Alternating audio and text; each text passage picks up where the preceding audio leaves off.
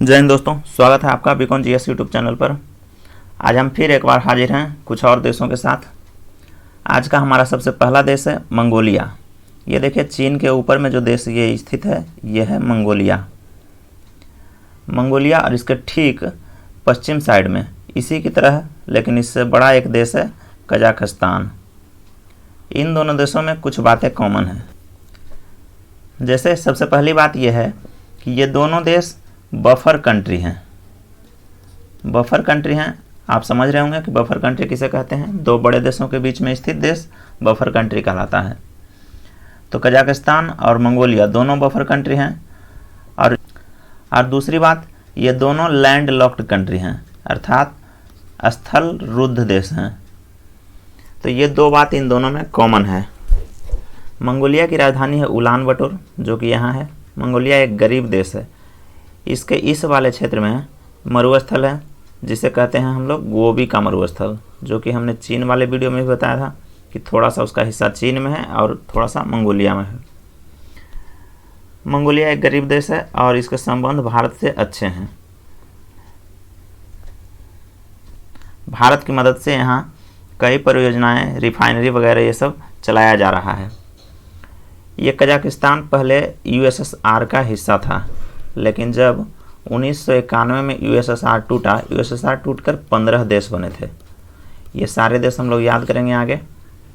तो उसी का हिस्सा था ये कजाकिस्तान। पहले यहाँ यूएसएसआर का स्पेस सेंटर था। अंतरिक्ष वगैरह का काम यूएसएसआर अपना यहीं से करता था। यहाँ का एक स्थान था वैंकोनेर। पहला सैटेलाइट स्पुतनिक यहीं से छोड़ा गया था।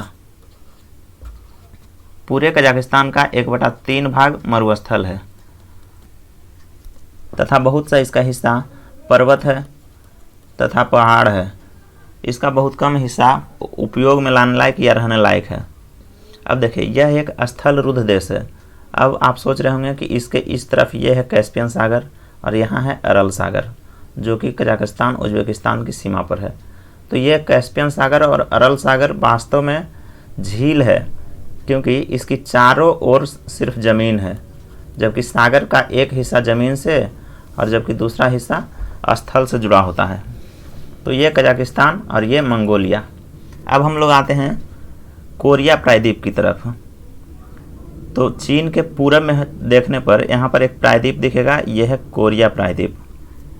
इसके 3 तरफ समुद्र है, इसलिए इसे प्रायद्वीप कहते हैं। इस पर 2 देश हैं। इसके उत्तर वाले पार्ट को उत्तरी कोरिया और दक्षिण वाले पार्ट को दक्षिणी कोरिया कहा जाता है। दरअसल में यह पहले एक ही देश था, लेकिन शीत युद्ध के समय यहाँ पर 2 विचारधारा की पार्टियाँ हुई। एक पार्टी रूस के फेवर में था तथा दूसरी पार्टी यूएस के फेवर में था। तो इस तरह आगे चलकर देश का विभाजन हो गया और ये 2 देशों में बट गया। ऊपर वाला भाग उत्तर कोरिया कहलाया। इसकी राजधानी प्योंगयांग है। यहीं का है Kim Jong Un. Kim Jong, आए दिन इसके बारे में आप लोग सुनते रहते होंगे। उत्तर कोरिया में आम लोगों पर बहुत ही सख्त पाबंदियां होती है। वहाँ पर पाबंदी इतनी गंभीर होती है कि आपको बाल कटाने के भी कुछ चुनिंदा हेयर स्टाइल का उपयोग करना होता है। इसके ठीक विपरीत है दक्षिण कोरिया। दक्षिण कोरिया एक बहुत ही डेवलप्ड कंट्री है। यहाँ इसकी राजधानी है सियोल। यहीं की है एक कंपनी, आपने सुना होगा सैमसंग। सैमसंग दक्षिण कोरिया की कंपनी है। सैमसंग दरअसल में एक कंस्ट्रक्शन कंपनी है। इसका फ़ोन का बिजनेस मात्र 2% है। हाथी की दांत की तरह फ़ोन का बिजनेस इसका दिखाने के लिए है, जबकि दरअसल में यह एक कंस्ट्रक्शन कंपनी है। बुर्ज खलीफा का निर्माण सैमसंग ने किया। तो ये हो गए कोरियाई प्रायद्वीप पर स्थित 2 देश, उत्तर कोरिया, दक्षिण कोरिया। यहाँ पे मंगोलिया और एक कजाकिस्तान। अब इस कोरियाई प्रायद्वीप के ठीक पूरब में आने पर एक देश है, आपको दिख रहा होगा, ये है जापान। सबसे पूरब में स्थित देश है जापान। और जब पूरब में है तो सूरज सबसे पहले जब उगता है तो इसी देश पे उगता है, इसलिए इसे उगते हुए सूरज का देश कहते हैं। उगते सूरज का देश कहते हैं जापान को। जापान एक बहुत विकसित कंट्री है। यह छोटे छोटे द्वीपों से मिलकर बना है। इसमें लगभग 3900 द्वीप हैं, जिसमें से कुछ बड़े द्वीपों के बारे में हम जानेंगे। तो आइए जानते हैं जापान के बारे में।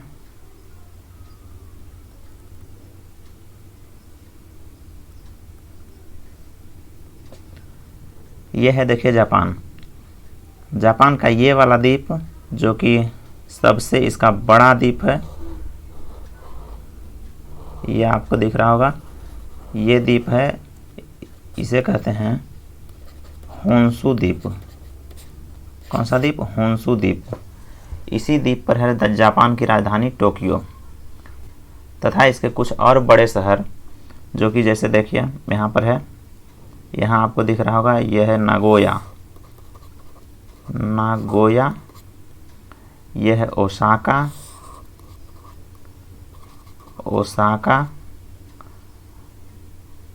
यह है क्योटो, ये वाला शहर है क्योटो। ये नागोया जो है मोटर वाहनों के लिए प्रसिद्ध है। जापान में मोटर उद्योग बड़े पैमाने पर है। टोयोटा, सुजुकी जैसी बड़ी कंपनियां जापान की है। तो मोटर उद्योग के लिए प्रसिद्ध है नागोया। ओसाका को कहा जाता है जापान का मैनचेस्टर। मैनचेस्टर इसलिए कि मैनचेस्टर दरअसल इंग्लैंड में एक जगह है जहां टेक्सटाइल उद्योग होता है। टेक्सटाइल उद्योग वहाँ इतने बड़े पैमाने पर है कि मैनचेस्टर दुनिया भर में एक टेक्सटाइल उद्योग के लिए प्रतीक बन गया है। इसलिए जहाँ जहाँ भी टेक्सटाइल उद्योग बड़े पैमाने पर होता है उसे कहा जाता है वहाँ का मैनचेस्टर। जैसे भारत का मैनचेस्टर है अहमदाबाद, चीन का मैनचेस्टर है संघाई, उसी प्रकार जापान का मैनचेस्टर है ओसाका। एक और शहर है यहाँ पे, यह है क्योटो। ये जापान की सांस्कृतिक शहर है। ये वही क्योटो है जिसके बारे में प्रधानमंत्री मोदी ने कहा था कि बनारस को हम क्योटो बनाएंगे। तो ये हो गया क्योटो। सभी बड़े प्रमुख शहर इसी द्वीप पर हैं। इसी पर है एक जगह है, यह है हिरोशिमा, जिस पर अमेरिका ने परमाणु बम गिराया था। जापान के 2 शहरों पर परमाणु बम गिराया गया था, एक हिरोशिमा और एक नागासाकी। तो हिरोशिमा इस होन्शु द्वीप पर स्थित है। होन्शु द्वीप के ऊपर आने पर एक द्वीप मिलेगा, यह है होक्काइडो द्वीप। और होन्शु के जस्ट नीचे आने पर यहाँ पर एक द्वीप मिलेगा, यह है क्यूशु द्वीप। इसी पर स्थित है नागासाकी। ये नागासाकी। जापान के 2 शहरों पर बम गिराया गया था। दरअसल जापान में सबसे पहला बम जो गिरा था वो 6 अगस्त 1945 को गिरा था, और वो गिरा था हिरोशिमा पर। उस बम का नाम था लिटिल बॉय। तथा दूसरा बम गिरा ठीक 3 दिन बाद 9 अगस्त 1945 को, और ये गिरा नागासाकी पर, और इस बम का नाम था फैटमैन। देखिए, पहले छोटा बच्चा था, याद करने का तरीका है कि पहले छोटा बच्चा था, खाया पिया 3 दिन, और उसके बाद ये बन गया फैटमैन, मोटा आदमी। तो पहले हिरोशिमा पर, फिर नागासाकी पर 6 अगस्त को और 9 अगस्त को। जापान में एक जगह ये होक्काइडो द्वीप है और ये होन्शु द्वीप है। इन दोनों के बीच में समुद्र का एक पतला रास्ता है। इसे कहते हैं हम लोग, ये जलसंधि का नाम है सुगारू जलसंधि। सुगारू जलसंधि कहाँ है? जापान में। इस जलसंधि से होकर बुलेट ट्रेन इस हिस्से से इस हिस्से में जाती है। समुद्र के नीचे यहाँ बुलेट ट्रेन चलती है। जापान एक बहुत ही विकसित देश है और यहाँ के लोग समय के पाबंद हैं। जापान में ट्रेन भी कभी 10 सेकंड से ज़्यादा लेट नहीं होती है, जबकि भारत में तो घंटों लेट हो जाना आम बात है। अब देखिए, ये जापान हो गया। जापान में एक द्वीप है यहाँ पे, ये चीन के नज़दीक है थोड़ा सा। ये द्वीप है यहाँ पे सेनकाकू द्वीप। अभी हाल ही में चीन ने इस पर अपना दावा ठोक दिया और कहा कि ये द्वीप हमारा है। इसके चलते जापान और चीन में विवाद शुरू हो गया। ये था जापान। चीन के ये पूरब वाला सागर कहलाता है पूर्वी चीन सागर, और जापान के पश्चिम वाला ये सागर कहलाता है जापान सागर। अब आइए जानते हैं कुछ और। एशिया में कुछ देश हैं जो विकास करने के मामले में बहुत ही आगे हैं, मतलब वो बहुत तेज़ी से विकास करते हैं। इन देशों में पहला देश है साउथ कोरिया, दूसरा है ताइवान, तीसरा यहाँ पर है हांगकांग। हालांकि ये हांगकांग अब चीन का है, लेकिन 1997 तक ये ब्रिटेन के कब्जे में था, इसलिए इसे भी गिना जाता है। और चौथा देश है यहाँ पर ये सिंगापुर। ये चारों देश बहुत ही तेज़ी से विकास करते हैं, इसलिए इन चारों देशों को कहा जाता है एशियन टाइगर। इन चारों देश को कहा जाता है एशियन टाइगर। तो एशियन टाइगर में कितने देश हो गए? 4 देश। कौन कौन? सिंगापुर, हांगकांग, ये ताइवान और ये साउथ कोरिया।